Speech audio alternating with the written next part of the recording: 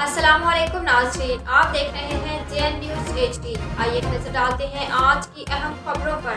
चिश्तिया से खबर शामिल करते हैं। हमारे ब्यूरो चीफ जनूबी पंजाब हाफिज मोहम्मद बशीर से चिश्तिया शहर और गिरदोनवा में आवारा कुत्तों का राज।